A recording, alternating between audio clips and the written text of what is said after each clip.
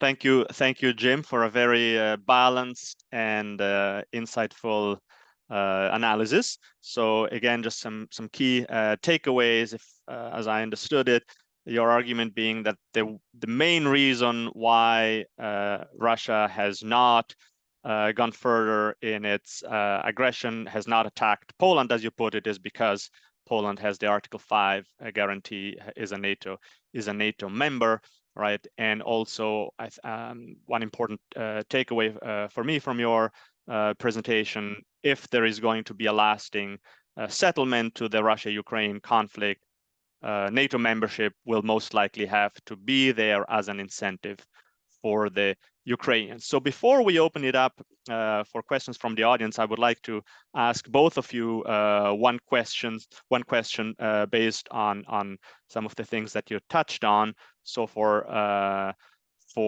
Josh, if he's I think Josh has left us, has maybe some issue with the connection. Okay, so I'll start with Jim. So your assessment very balanced, but also quite pessimistic in a sense. So it seems to me that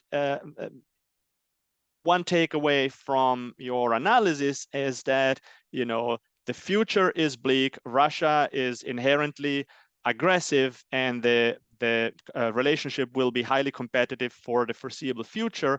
And so, in a sense, we'll have to really accept that there will be conflict. We have to focus on deterrence, and NATO enlargement, NATO expansion is the way to achieve that. Doesn't that, in a sense, then give up really on the idea of also taking these Russian concerns into account? And you mentioned earlier the Clinton administration's efforts to reassure Russia, yes, perhaps not successful in the long run, but shouldn't we try again? And fundamentally, we need, Russia is a major power, is a great power. We need Russia to cooperate on arms control, on things like climate change, and fundamentally pushing the relationship into further conflict potentially. Wouldn't that be counterproductive in light of the need for great power cooperation, and also in light of the fact that Putin is, after all, an aging autocrat and may not be there for very much longer? Well, he may not be there for very much longer, but he may be there for a lot longer. I mean, he could potentially be there through 2036, which is a long time. Certainly, running for re-election next year means his term would go till 2030. And I think this gets to a fundamental issue. Josh and I, of course, have discussed NATO enlargement for a long time, and we agree that NATO enlargement improved security for Central and Eastern Europe, but it also contributed to the deterioration of relations with Russia.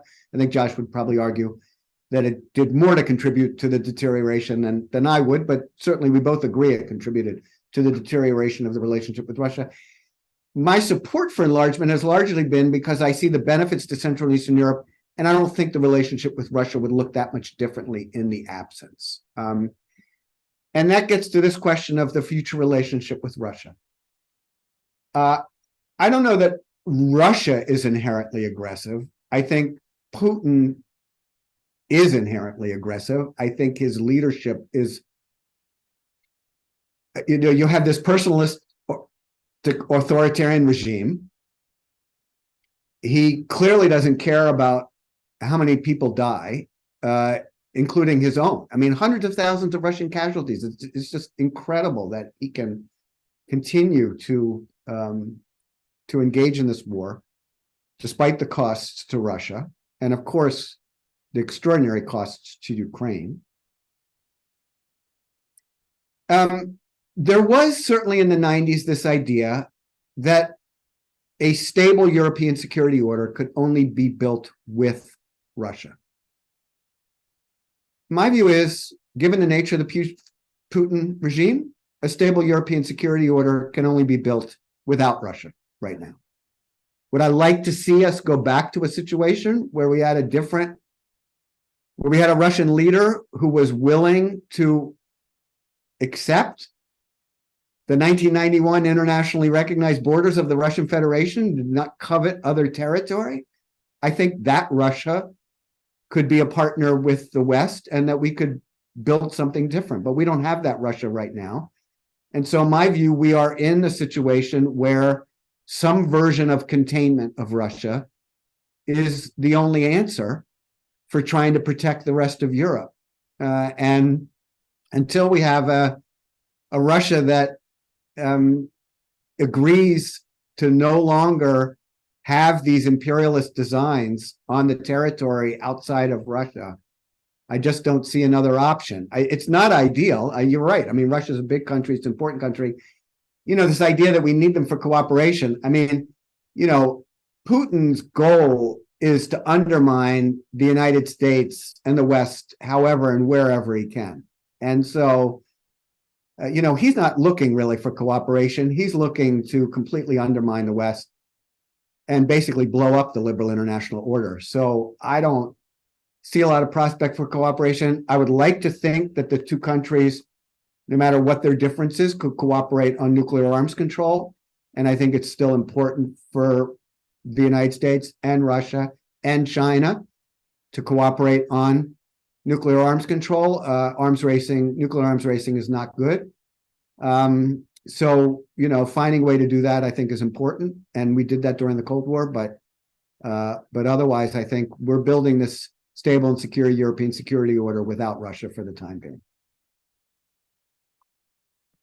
Okay, thank you, Jim. So I had a question for Josh, but I think in the interest of time, we'll open it up to the questions from the audience because there are already 11 questions, and I'd like to get to as many of them as possible. So let's start with the first question here by my colleague Hiroki Takeuchi. An interesting and perhaps counterintuitive question. He asks, wouldn't Ukraine's membership in NATO be helpful to manage or regulate or check Ukraine's own military power after the current expansion of its military power? If I were Russia, I would rather worry about Ukraine's military. I would probably worry less about Ukraine's military power if it was under the constraint of NATO going forward. So NATO membership as a way of reassuring the Russians about what Ukraine might do with all those weapons we have gifted them. Who would like to take this?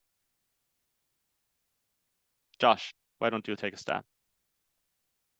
Sure. Thank you. And Hiroki, it's a wonderful question. It's good to hear from you again. I certainly take the point that what we could think of as the West Germany model might have some appeal for Ukraine. That's what you refer to, right? After all, during the Cold War, the narrative was that the reasons that the Soviet Union at the time could tolerate West Germany at the time getting back on its feet, and then of course reunified Germany after the Cold War, was because the country was embedded in NATO and thus under the American thumb, right? So you're basically saying, couldn't that same model apply to Ukraine? I understand the appeal there. I think I'd be skeptical of in the Ukraine case for three different reasons. Number one, and I can speak to this in a different Q&A, but I think Russia's view of NATO today and the US as a honest broker, so to speak, is much lower today than it was during the Cold War and even at the end of the Cold War. As a result, Russia's reassurance that that Ukraine and NATO would be restrained, I think, is significantly lower than it was at times past. Point number one. Point number two, and relatedly, look, if Russia is going to be so concerned about a Ukrainian military buildup after the current war, it stands to reason, if my interpretation of Russia being afraid of NATO is broadly correct, it stands to reason that adding the Ukrainian capabilities with the overwhelming military capabilities of the rest of the alliance would actually scare Russia even more and perhaps trigger to contribute to a further downgrading of the alliance. Finally, point number three, I think that there's a legitimate question over how restraining NATO can be when it comes to Ukraine-Russian ties. For very understandable and very legitimate reasons, Ukraine is not going to be inclined to play nice with Russia going forward, and therefore it is a legitimate question over how restraining NATO can be in an environment when all the political, diplomatic, and military signals are for Ukrainian nationalism to be really a driving force in post-conflict Ukraine. And it's not clear that any Ukrainian, and it's not clear where Ukrainian nationalism will go, and thus not clear whether should that go unpleasant places in the Russia-Ukraine context, whether NATO wants to be drawn in, whether NATO as a military alliance can restrain some of the political covert diplomatic efforts you can imagine Ukraine undertaking after the present crisis. Thank you. Thanks, Josh. Okay, next question by E.J. Rorem, one of our students. Are an important issue, the issue of corruption, are endemic corruption and the penetration of Ukrainian security forces by Russian intelligence legitimate concerns? And do these caution against admitting Ukraine to NATO, and if so, to what degree? Well, I think there's less concern than there was before. I mean, this was certainly a concern previously.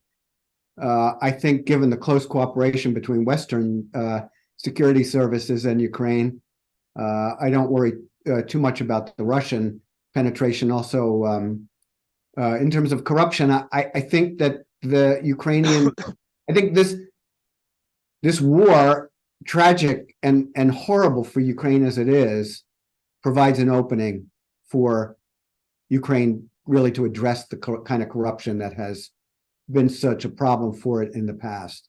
And you know, this is not a new phenomenon for NATO in terms of new members coming in. I mean, these issues were raised with Bulgaria coming in, with Montenegro coming in.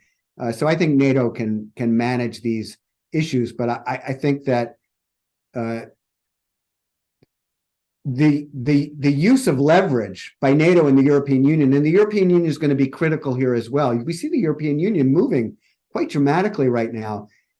Ukraine is going to have to jump through a lot of hoops in order to move membership in the EU forward.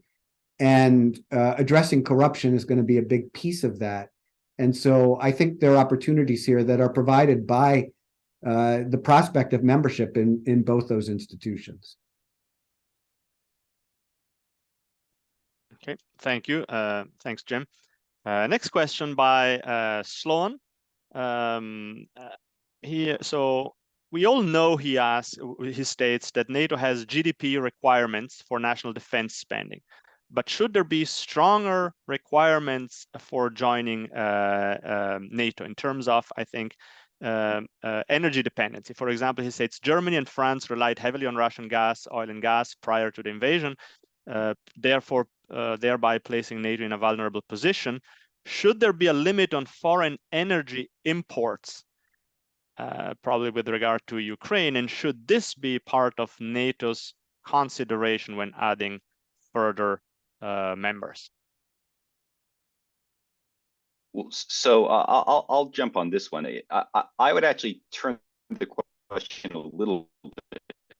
I worked for membership. It's actually more about requirements for being a NATO member. You know, one of the problems I think the alliance currently faces, and if you speak to those in the alliance, they would probably acknowledge this, is that the ability of other allies to pressure allies that are doing things which undermine the collective defense mechanisms of the alliance are fairly limited. So I actually think the question of requirements for national defense for membership is not the right way of putting it. I think there ought to be firmer ways of penalizing allies that don't uphold their ends of the bargain. So, for example, that could be about leaving themselves vulnerable to Russian opportunism. It could be about failing to spend enough on defense or failing to abide by NATO requirements about civil military control, civil military relations.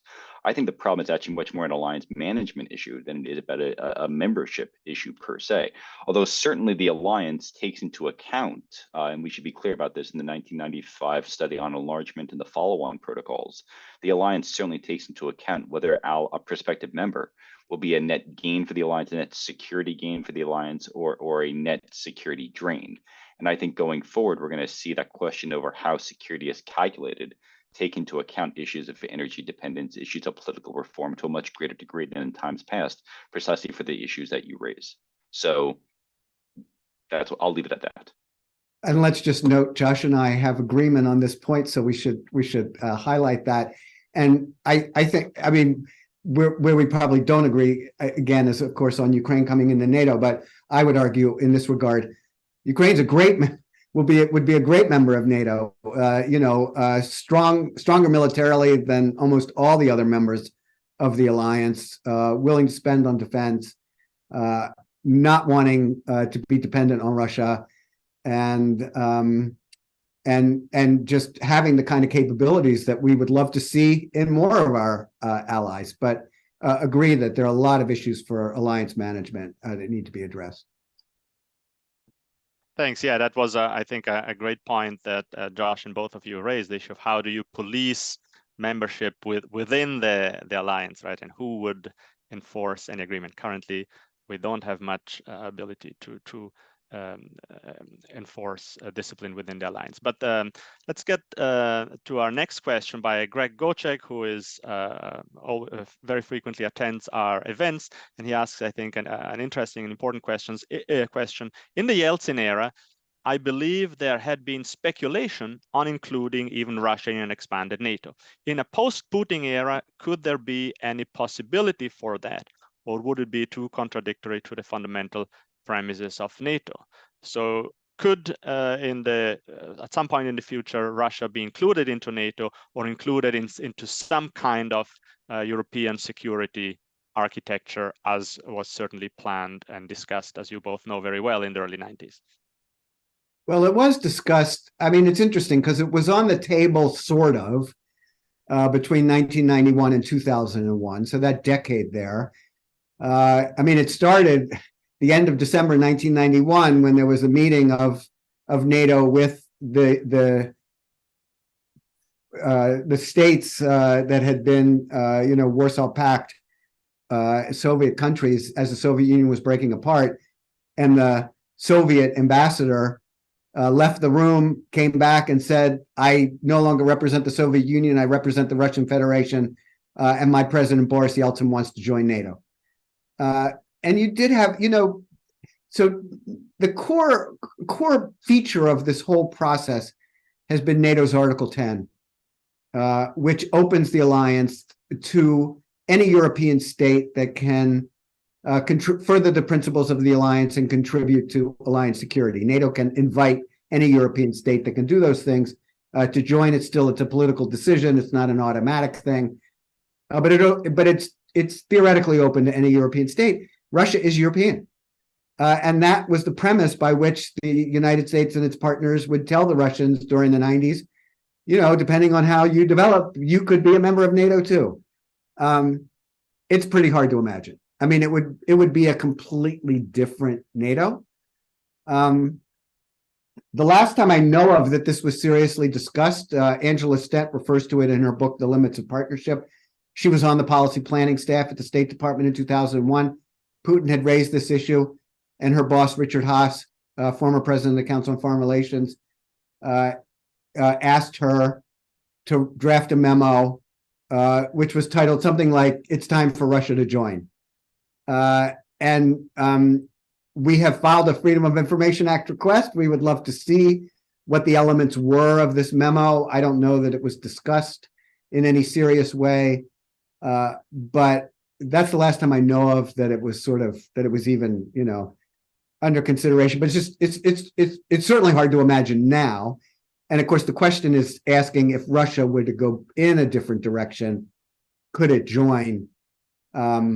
I think if Russia went in a different direction, you'd have a consideration again about all sorts of things related to NATO's future. I always say to people, if Putin hadn't waged war against Ukraine from 2014 on, it's not clear to me that NATO would have survived. I mean, he's the one that has revitalized NATO after one could argue that it really lost its purpose.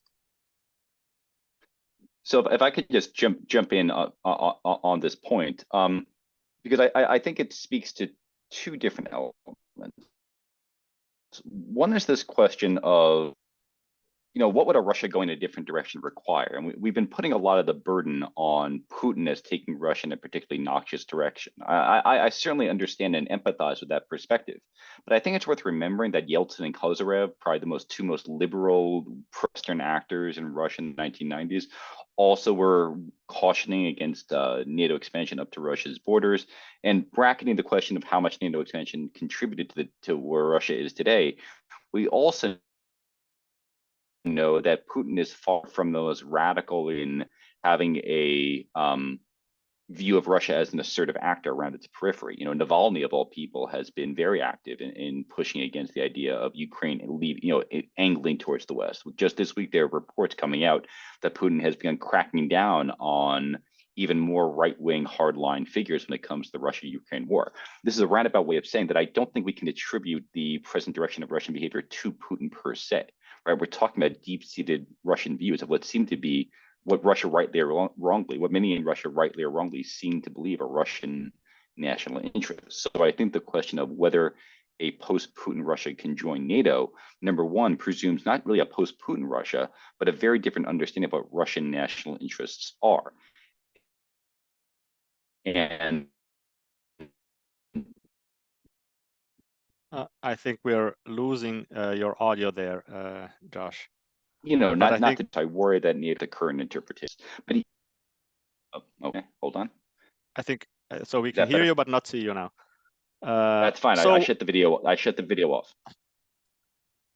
Okay. Did you want to continue, or are you done with this point? The final point is to say a Russia in NATO would require NATO to be willing to act in Central Asia. Should Russian national interests require it? Should Russia, obligations require it? It's not clear to me that many in the West would support that, and it's certainly not clear to me that Ukraine, the Baltic states, and others with a particularly hawkish Russian view of Russia or negative view of Russia, understandably, would support acting in support of Russian interests, even if it were in the alliance.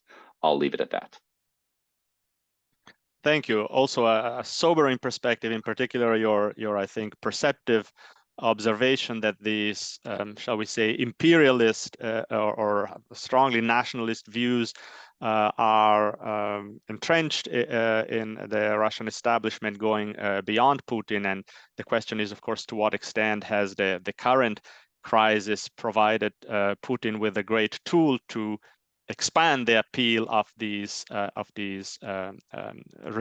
revanchist interpretations of history. But let's move on with our just to add, because I think this is such an important point that Josh has raised. I think one of the things that has just been so striking for me watching this war unfold is just how deeply held these views are within the Russian population. I mean, it's not just the elite. It's not just the security services. I think that's what's so sobering and what leaves me, you earlier described me as pessimistic. I mean, I am pessimistic about the future relationship with Russia, because if these views really represent Russian attitudes toward neighboring territory, we have a problem. Yeah. Well, it's also that Russian elites for the last 20 years, Putin, but also others, have been emphasizing how they had been hoodwinked by the West. And you talked about Kosovo earlier, right? So these are views that have probably been absorbed by the larger populace. But Mickey Stewart there raises an important, interesting question next, and I'd like to take his and my colleague Jim Holyfield's together in interest of time. So Mickey asks, outside of NATO, would it be a good idea for Ukraine to join the European Union? What would that entail? And in fact, as many of you will know, critics or skeptics of admitting Ukraine into NATO have argued that EU admitting NATO into the EU instead could be a viable alternative. It could also be a complement, of course, and we know that the President of the European Commission, Ursula von der Leyen, has now officially welcomed Ukraine into starting accession talks. And Jim's related question is, how easy will it be to get a consensus in NATO for one of these options, Ukraine in or Ukraine out? That will be, of course, the key issue ultimately. Well, I think Ukraine coming into NATO would be hugely important. It is difficult. I mean, European Union enlargement has made the management of the European Union more challenging, but I think has also been important for developments across the continent that I think could have, and even when people point to the challenges posed, certainly Poland prior to this election, hopefully since the election, Poland will be moving in a more democratic direction than it had been under the previous government. Hungary, of course, has gone in an authoritarian direction under Viktor Orban. You got to ask yourself, like, what would it look like if these countries hadn't been in NATO or the European Union? I mean, it could have been much worse. I think NATO and EU membership, I do think they go together in Central and Eastern Europe. I think that it's hard for me, for example, to imagine that the 3 Baltic countries would have been able to join the European Union if they hadn't also been joining NATO, because NATO provides that security and stability to give the EU confidence about bringing them in. And I question whether Ukraine could come into the EU without the security and stability that NATO would provide. But you're quite right to point to the challenge of a consensus. And there isn't, certainly on the NATO issue, there is no consensus on Ukraine joining. And that's largely because of the current US administration's skepticism on Ukraine joining NATO. They're more where Josh is than where I am. And if you don't have the US on board, you're not getting movement. But as we've seen just with Finland and Sweden coming in, I mean, these are 2 fantastic new members, hopefully Sweden soon, really providing, these established democracies, lots of capabilities, strategic location. I mean, they have a lot of things that other newer members haven't had. And yet you still have trouble getting the consensus currently at 31, for example, because you have Turkey and Hungary, which have resisted Sweden joining. Hopefully that is falling away and we'll see Sweden join. But we've seen the challenge there, and the challenge would be certainly even greater with respect to Ukraine. But the US would have to play a leadership role on the NATO side. And I think we're seeing on the EU side, I think we're seeing a lot of positive direction, but there are countries like Poland, for example, concerned, Polish farmers are concerned about what it means for them if Ukraine joins. So there's a lot of interesting politics with respect to Ukraine joining the EU. Stefano, I'll be quick on this one. I just want to underline a few. I want to take some piggyback on some points that Jim raised. I think getting consensus to take Ukraine into NATO is a dead letter, not just because of U.S. opposition, but also because let me rephrase that. I would like to think that getting Ukraine into NATO is a dead letter, not just because of U.S. opposition, but because should the U.S. begin moving in favor of NATO taking Ukraine into NATO, I think other NATO members, Germany, which is already opposed, but France, Britain, Italy, and others are going to realize that to deter Russia in Ukraine means that NATO may have to fight for Ukraine. And if NATO has to fight for Ukraine, this means their countries may have to fight for Ukraine. And I think that realization of what deterrence would actually require, should it actually enter into the agenda, may become a sobering effect. I think this does turn attention to the EU. And if Jim's correct that the US is the outlier here, the one reluctant to take Ukraine to NATO, this is a glorious opportunity for the European members of NATO, all of whom are in the EU, to say, okay, well, the US doesn't want to do it. We'll do something for security affairs in Europe. Let's take Ukraine into the EU. I think that would be a very plausible pathway forward. I think in terms of defense cooperation, defense economics, and developing the Ukrainian defense sector, which I think would be a good thing for Ukraine to do on its own going forward, the EU is a natural player on that score. So I like to think that the EU is a plausible alternative, though I don't deny, as Jim alluded to, that there are massive political barriers to get to moving forward on that point.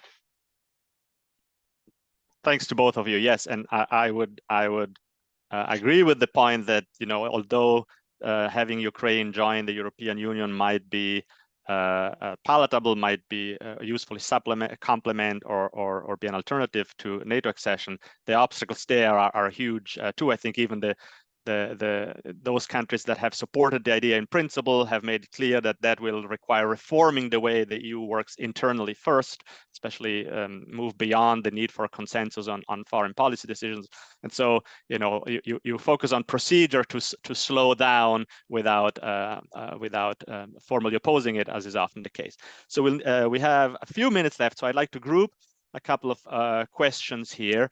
And apologies to those who have already asked. We'll skip their questions to allow as many people as possible to ask at least one question. So Steve Cotton, my concern is that if Ukraine is not admitted to NATO, what will prevent Russia from attempting to subvert future Ukrainian governments and to install a pro-Russian faction that ultimately requests reunification with Russia. And I'd like you to address this question together with a question from two related questions. One from Aaron Garrett that asks, has a question for Jim in particular. Dr. Golgari, you said that if Donald Trump gets elected, Putin will get what he wants and the way may end. What do you think Putin wants with this war first? And then one of our students, Andrew Strickland, a related question. If there is a Trump presidency in 2024, wouldn't Trump actually continue military aid to Ukraine? Because if we think of a previous experience in his first term, he sent lethal aid to Ukraine like Javelin missile systems, while the Obama administration only limited itself to non-lethal aid. So would a Ukraine presidency be real? Would a Trump presidency really be an important game changer here? And if so, in what terms?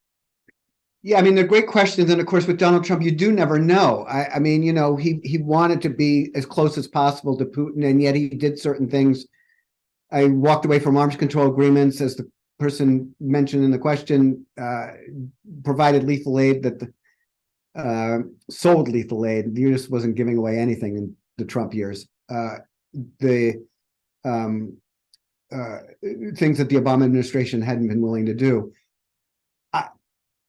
I think based on the Trump arguments and what we see from the MAGA Republicans, I think we should expect, if Donald Trump wins, that we will not see US military support to Ukraine. And that is precisely what Putin wants. Putin's hope is that the Western support, particularly the US military support for Ukraine, will dry up. Now, will there be enough European military support that can help Ukraine keep going? Will Ukraine's domestic production be sufficient that it can keep going? I mean, Ukrainians are going to keep fighting. But what Putin wants is he wants the territory that he's sitting on now, as well as more of it. My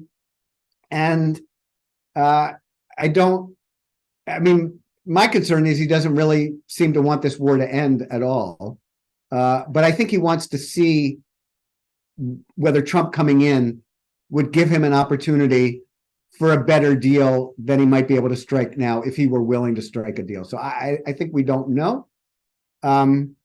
But I think, you know, Donald Trump is a pretty unpredictable character. And so I think we should be concerned about the kind of relationship that he seems to want with Vladimir Putin, somebody who he admires greatly.